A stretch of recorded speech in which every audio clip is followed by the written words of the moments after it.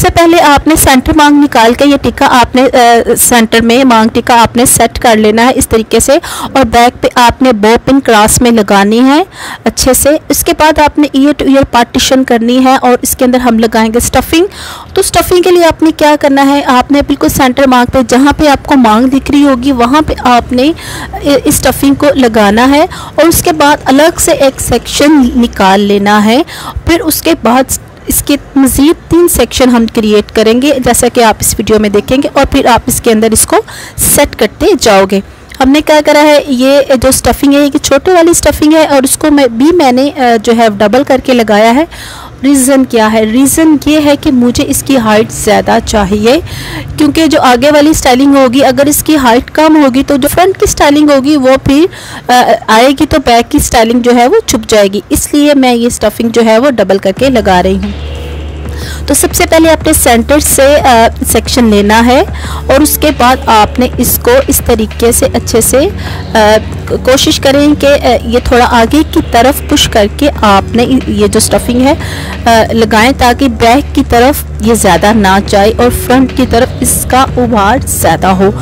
सबसे पहला पॉइंट ये है। और उसके बाद आपने जो सेक्शन निकाला हुआ है सेंटर वाला सेक्शन तो आपने एडजस्ट कर लिया है, और उसके बाद जो साइड वाले सेक्शन है वो आपने अच्छे से इस तरीके से पहले नीट कर लेने हैं और उसके बाद आपने इसके अंदर छोटा छोटा बैककॉम करना है। एक बात हमेशा याद रखिएगा कि इसको एंड पे ले जा कर के सेंटर में आपने, जैसे कि पहले पुराने ज़माने में हम बैककॉम करते थे वैसा नहीं करनी है।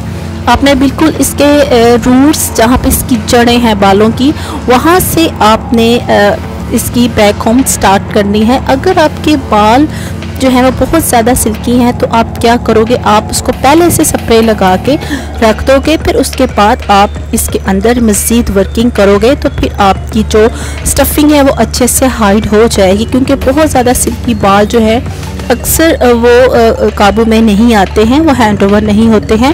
तो इस तरीके से आप इसको कर सकते हो। ये हमारा स्टाइल बैक से इस तरीके से दिखेगा।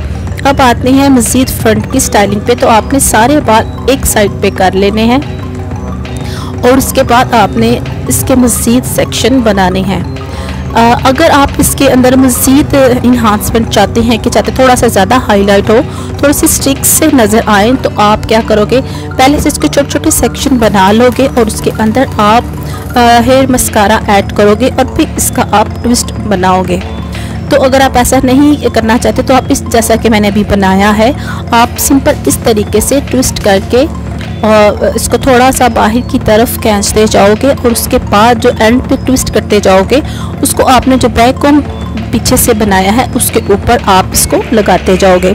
इसके फ्रंट पे हम जो है वो 3 ट्विस्ट बनाएंगे। पहला ट्विस्ट हमने बना लिया है और उसके बाद जो है वो सेकंड ट्विस्ट है।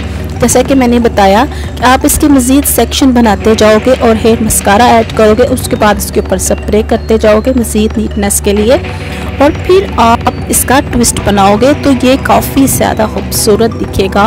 क्योंकि आजकल स्टिक्स चलती हैं तो कुछ फैमिलीज़ ऐसी होती हैं जो कि स्टिक्स को अलाउ नहीं करती हैं, तो आप इस तरीके से करके भी आप अपना जो ये शौक़ है वो पूरा कर सकते हो और कुछ ये स्टाइल भी कुछ ज़्यादा नुमाया दिखेगा अगर आप इसके अंदर हेयर मस्कारा ऐड करोगे।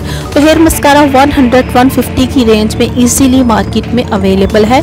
तो आप किसी भी कॉस्मेटिक की शॉप पे जा कर के उसे कह सकते हो कि हेयर मस्कारा दे दें, तो उसके अंदर 3 से 4 शेड अवेलेबल होते हैं। तो जो आपको शेड अच्छा लगे आप ले सकते हो।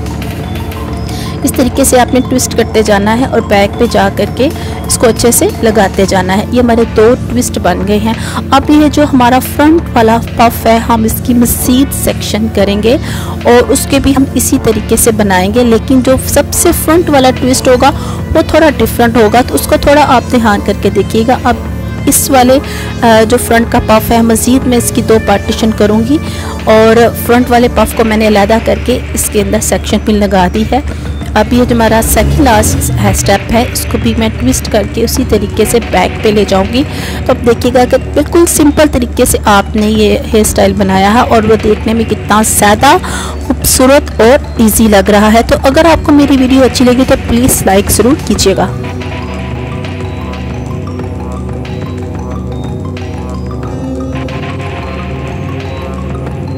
अब हमारे फाइनल ट्विस्ट की बारी आ गई है। जो फाइनल हमारा फ्रंट का स्टाइल है, इसको आपने अच्छे से पहले हेयर मस्कारा अगर आप चाहें तो ऐड कर लें, और उसके बाद आपने फिंगर के ज़रिए इसके अंदर कोशिश करनी है लाइंस क्रिएट करने की।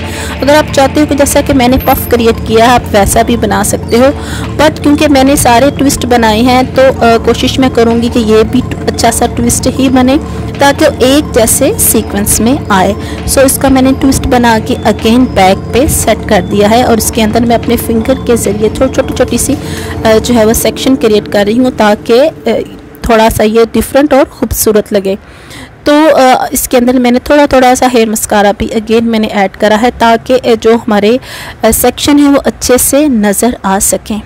इसके बाद फ्रंट से हमने ये सेक्शन लिया है और उसका भी अगेन मैं ट्विस्ट ही बनाऊंगी इस तरीके से, और इसके बालों के ऊपर मैं बो पिन के ज़रिए अच्छे से सेट कर दूंगी ताकि शुरू से एंड तक जो स्टाइल है वो ही चलता रहे और एक थोड़ा सा डिफरेंट स्टाइल लगे और खूबसूरत भी लगे। और सबसे मज़े की बात यह है कि ये है भी ईजी, आप इसको बहुत आसानी से बना सकते हो। मेरे पास जो मैनी क्वीन है इसके बाल क्योंकि ऑलरेडी रफ़ हैं, बट अगर आपके बाल बहुत ज़्यादा सिल्की हैं तो आप इसके अंदर छोटा बैक कॉम्ब करके और इसके ऊपर स्प्रे करके इसको थोड़ा ड्राई होने के लिए छोड़ोगे। जब थोड़ा सा वो हार्ड हो जाए तो फिर उसके ऊपर आप ट्विस्ट करना स्टार्ट करोगे। तो इससे क्या होगा, एक तो आपके जो बाल हैं उसमें वॉल्यूम आ जाएगा, और सेकेंडली इसको बनाने में भी काफ़ी आसानी आएगी। तो आपने करना क्या है, एक आपने लेफ़्ट साइड से बालों का सेक्शन उठाना है और एक आपने राइट साइड से।